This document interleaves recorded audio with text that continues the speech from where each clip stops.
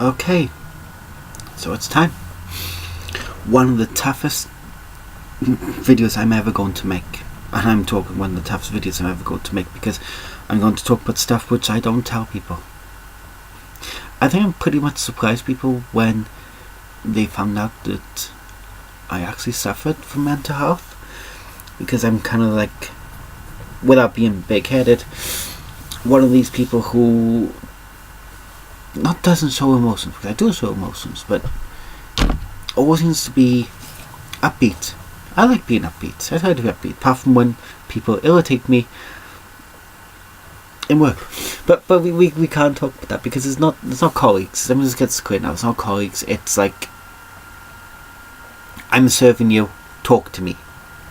Don't talk to the person sitting in the queue behind you. That bothers me. But that's another thing altogether. And talking about mental health, I've noticed a few things lately. Like the last 3 videos I made, all in pyjamas. No makeup. I haven't put a lot on today because I'm not planning on going anywhere, and makeup can be quite expensive, and I'm trying to save money, so I'm just, minimizing my losses. But I do think that says a lot, that I'm not bothering to get dressed to make videos.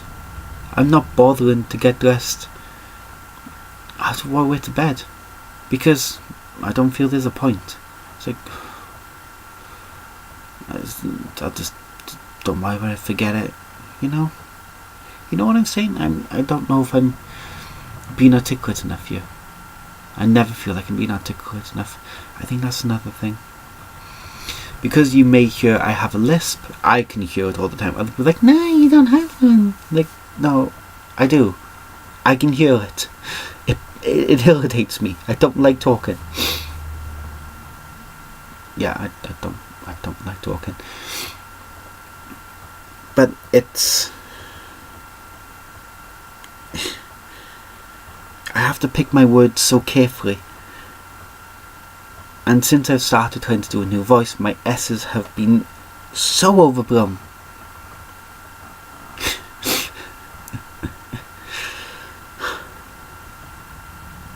I feel like I'm Sir Hiss from the animal Robin Hood. You need to look that up and listen to a few things from him, and you understand exactly how I feel. So, in terms of the actual whole mental health thing, I've got some notes. In my Fox book. Got from Paperwhite. Wonderful store. I'm not allowed to go back there because they steal my money, because I have too many nice things, and I can't say no. So, no, can't go back in there. They steal my money. I've got notes because I've had some more major moments in my life, and I want to be clear on them.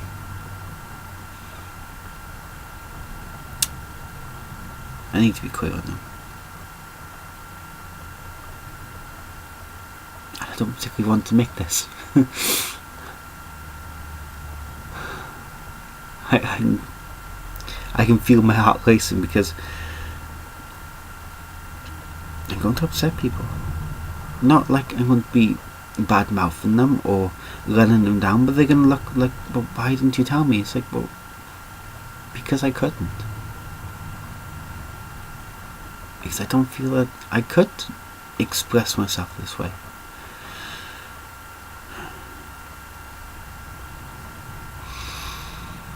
I don't want to do this. But then, life is about doing things you don't always want to do. And this is about this channel. It's about helping people. So, sometimes you have to put yourself out there for it to be, not for you to help people. I think perhaps if my channel was bigger, I wouldn't feel so bad about doing this. I wouldn't feel so conflicted mentally about doing this, because I know I'm reaching people. But with like 20 subscribers and my videos getting less than 50 views, when before the cap on views came in, I was getting like 300 views. Then when it comes in, so I don't think this my channel being pushed there, but it is what it is. But it is about helping people. Some people might doubt that, not debate it, was just trying to say. Some people might doubt that, but it is. When this channel gets monetized again, all that money will be going to a charity. All of it. So people can sign up to my Patreon to help me make more videos. We'll also be able to help my second channel, which will be going up in the new year, because it does need to go up now. Not doing mental health month, for sure. I could talk all day about my mental health. I will end with more of my modern stuff, but I won't be talking about my transgender stuff too much, because it's still low for people. There's some people out there who have been a part of my life for a long time, and I don't think they or I are ready to go over this in such detail. But we will talk about a few things that doesn't involve anyone I know directly.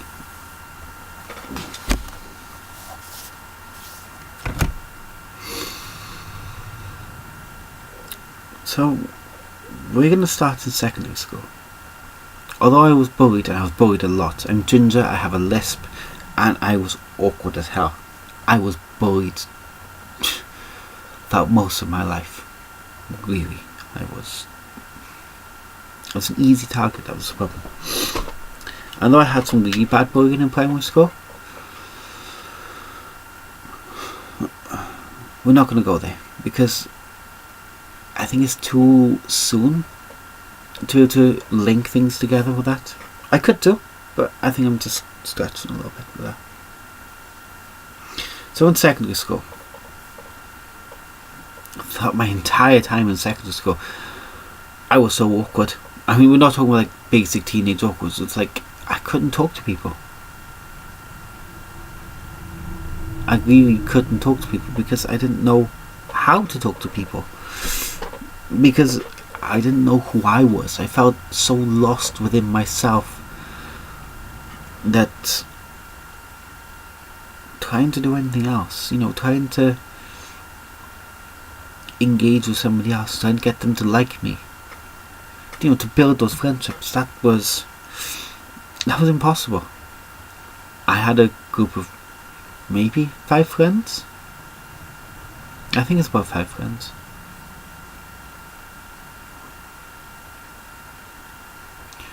Yeah, I'd say about 5 friends. And that was it. And if you think I was part of the football team, the rugby team, if we had other teams, I would be part of those sporting teams.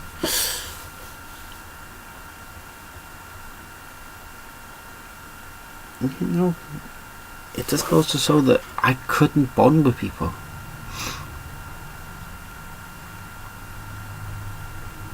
I guess it's because at that time, the whole hormones were kicking in. I felt, like I said before, I felt lost. I felt so confused about everything. Not just, it's difficult to say because you can't really know how somebody else feels, but I'm basing my feelings upon what my best friend did, who was gay. Is gay. That was a really poor choice of words. Who is gay. How he felt when he told me what he was going through, and I'm like, well, now that I look back, I'm like, yeah, I feel like that. I thought originally was just because, I was so self-conscious about being obvious with my lisp, about being difficult with interacting with people, that that's why I felt so confused and so lost and desperate. I was really, really desperate. My life was school, come home, got onto that one friend's house, spend time down there, back home.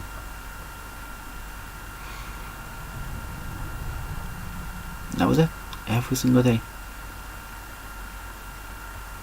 And it got tough. It didn't get tough because of that support I had, but because that's all I had. Really was all I had. And if they weren't available for some reason,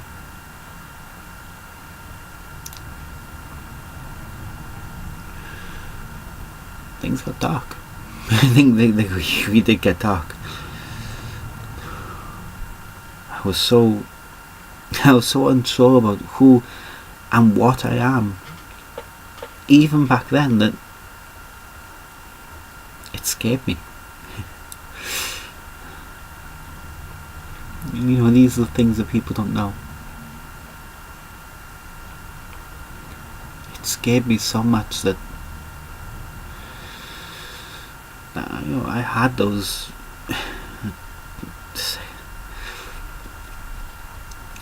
suicidal thoughts. I actually wrote a suicide letter. We had a little personal word processor and wrote it all up, saved it onto a disk, and I hit that disk. I said how I just couldn't cope. I couldn't cope being me.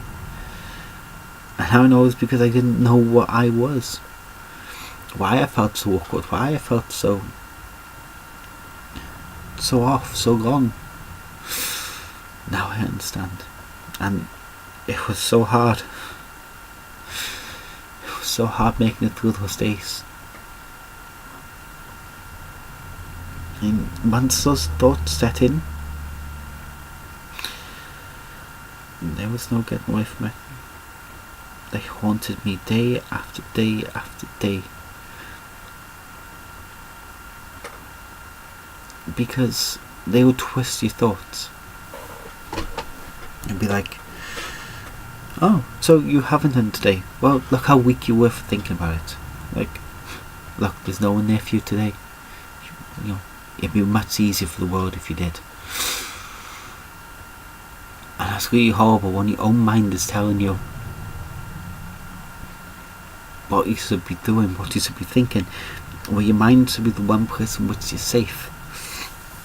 And you're not.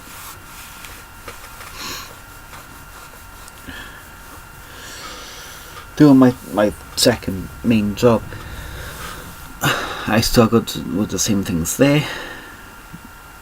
Although I made more friends, I wasn't as important to them as they were to me. So I felt like I was third, fourth, fifth wheel, just kind of there. Because although I'm sure they like me. And I'm not saying like, oh, they only hung up with me because they felt sorry for me. It's not how it was. But it didn't feel like we had that really deep bond. And again, because I don't think I knew myself enough to be able to allow them to have this deep bond with me, because I didn't know me. And this is all what I was coming back to, is that all the doubts and all the thoughts in my mind which told me how bad and wrong I was have led me to this decision. They've shown me, they haven't shown me, but they've been breadcrumbs along the way that says, well, look, since this time, X, Y, Z, A, B, C, F, Bob Geldof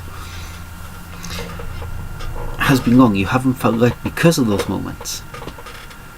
And doing my second job, I had mostly female friends, and I felt so comfortable with them. Now, I say comfortable in terms of like, okay,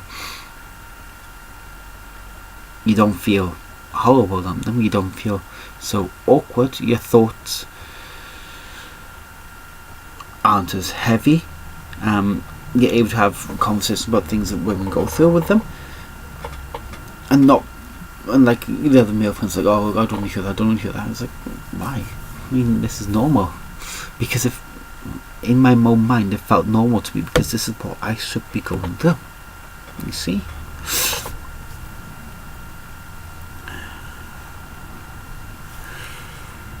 But things got heavy after then. I moved, still within the same job, but I moved from working in one place to working in another. And I met a partner through that job, and we moved in together. Well, I moved in with her parents. This seems to be a theme, which stops. It stopped. Trust me, it stopped. Okay. Things were so hard. So hard. She was getting like £50 a week. We were trying to live off my wages, trying to pay my car, my wages. I was trying to pay a credit card. And there wasn't always enough money to go around. There wasn't enough money to survive from month to month. Not for two people. One person, I was just getting by, you know, I was doing okay. If I'd been a bit more careful, I might have been in a better position, but I was still doing okay. I was having money left over at the end of the month most of the time. But this time I was barely lasting like 2 weeks. So we were having to live off the credit card, which meant we weren't paying the credit card, so it meant the bills kept mounting up and mounting up, and there was no light at the end of that tunnel. And imagine that. Imagine you've been paid and you're having to take money out, keep it, because you know you won't have enough money for petrol to get back and forth to work.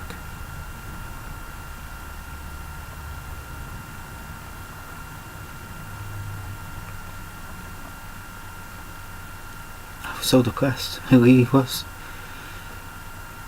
Getting up in the morning was the hardest thing in the world. But if I didn't get up, I didn't go to work, I didn't make money, which then cascaded down, so I had to.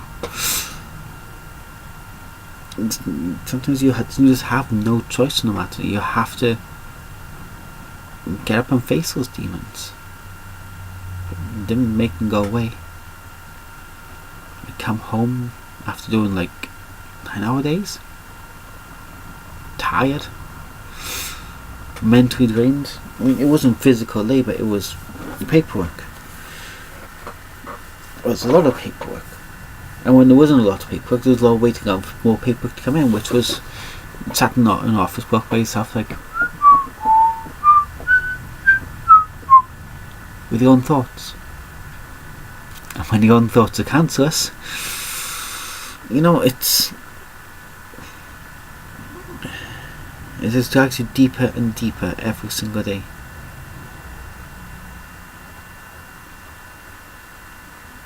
So we split up. Eventually we split up, which was for the best for both of us, but the way it happened wasn't exactly good. Sorry about the squeaky chair. I can't sit still. But I was having problems with my back after that. It could just be loose. I know what it is now. The base of the spine, instead of curving like that, is like that. Straight like that, rather than like curving slightly. To get like an S with your back a little bit. So I went to see a specialist and I got misdiagnosed with scoliosis. And don't think this is me knocking the NHS, because I love the NHS. The NHS is like a wonderful thing which I'm proud to say that I'm happy to use. I love using the NHS, even though I don't use it very often, because if you don't need to use it, you shouldn't use it. But that took away the one thing I was doing which was making me happy, and that was playing rugby. Because when you're given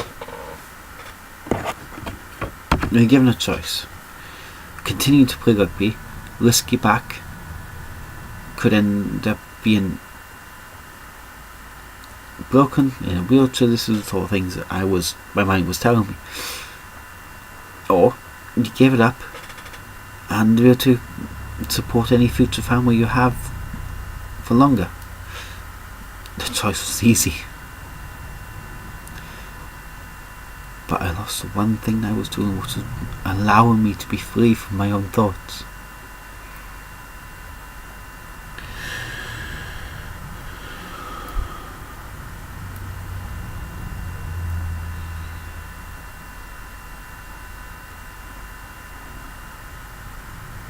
That was hard. Because if you think, game day was Saturday. We had training Tuesdays and Thursdays. Monday, Wednesday, Friday I was in the gym, trying to get fitter, trying to get stronger, so I could play more game time. And then you're told, you've got to stop. And that knocked me so hard. It knocked me so hard, it took me years to even find myself again. We are talking years now. We're talking like another 3-4 years, maybe even 5. It was quite a long time. It was a long time.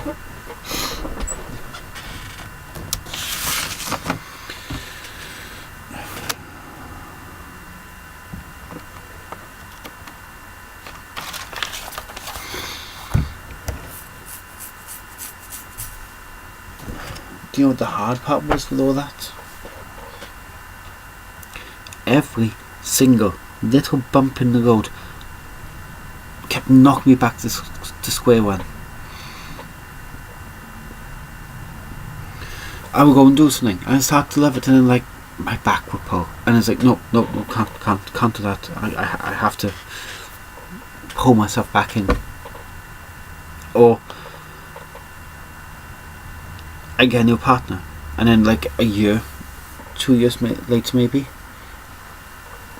don't know what happened. We'd have an argument. It would be mostly me that left, because leaving is easier, not just for me but for them. You know, they don't need to be tied down with me. Why am I even bothering to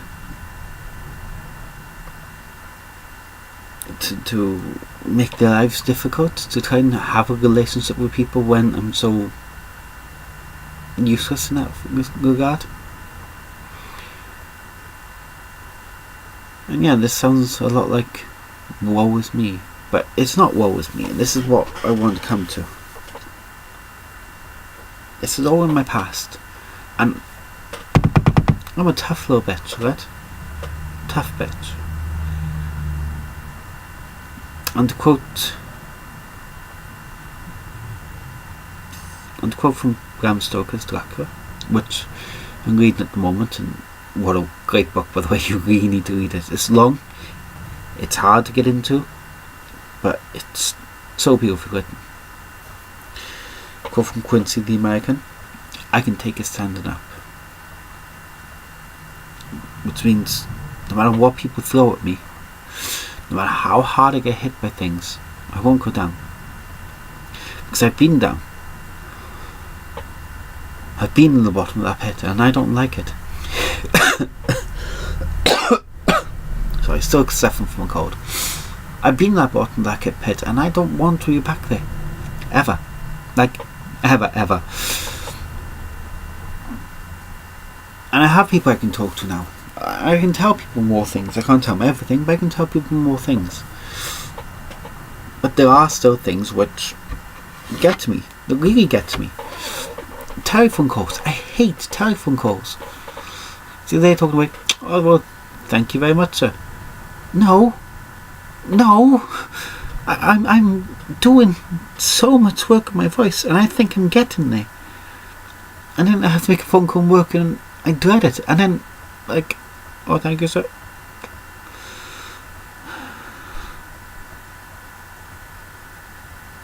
And it really drags me back down, and I have to start clawing my way back forward again. And I want to make a video on this properly later, but something that Larry Dennis says about misgendering being an attack. I get misgendered a lot. As you can still see, I still look quite masculine. When I've done full makeup, I can look a bit more feminine, which is good. You know, I mean, that makes me happy. But like sometimes in work, people get better using her and she now, but they still slip up. I'm like, sorry, who? But it's not in like a, sorry, did you just call me a man? So I think it's more like having a joking way of being to prompt them to remember, to remind them. There's no animosity one way or the other. And there is an animosity in the way I'm going to describe now, but okay, picture me, I got mascara on, I got lipstick on, I've softened my jaw with very light bronzer. I'm looking about as feminine as I can get. Okay? Oh, cheers, boy. Well done, young man.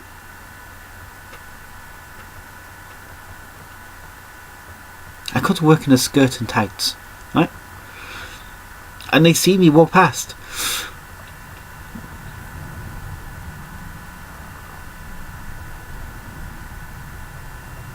And you know, that's one that really gets you, is when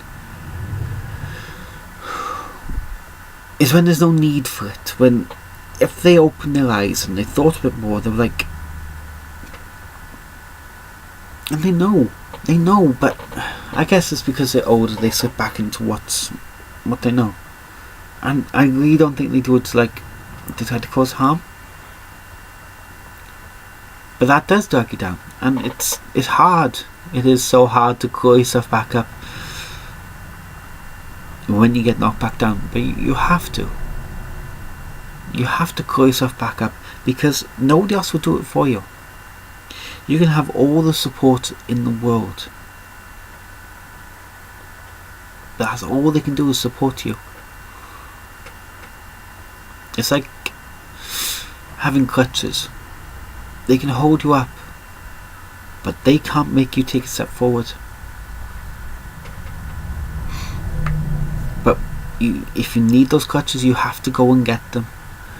If you can't stand on your own, they'll help hold you up, so you can learn to walk again.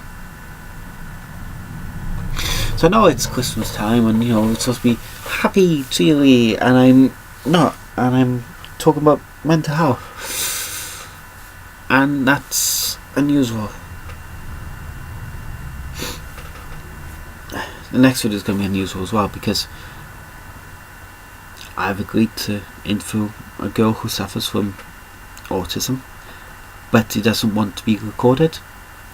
So it's going to, I don't know whether I'm going to be reading both parts, or I'm going to get one of my friends to read her parts, but we'll see about that. But you have to stay strong. You have to know that the world needs people, and there will always be people around who can help with that. And you are loved. There will always be somebody out there who will love you. I'm not going to say you have to keep looking, because that's obvious. But if you give up, they'll never find you. And if they can't find you, you can't be loved. So you have to keep holding on. Keep taking steps forward. Even if it's a small step a month, it's a step forward. It's easier said than done, but focus on the positives rather than the negatives. Everything will be alright in the end. I promise you that. It might take a long time. It might not take long. But if you keep working hard, you'll be okay. If you guys want to join my Twitter, my link, the link to it in the description below. So until then, just don't give up.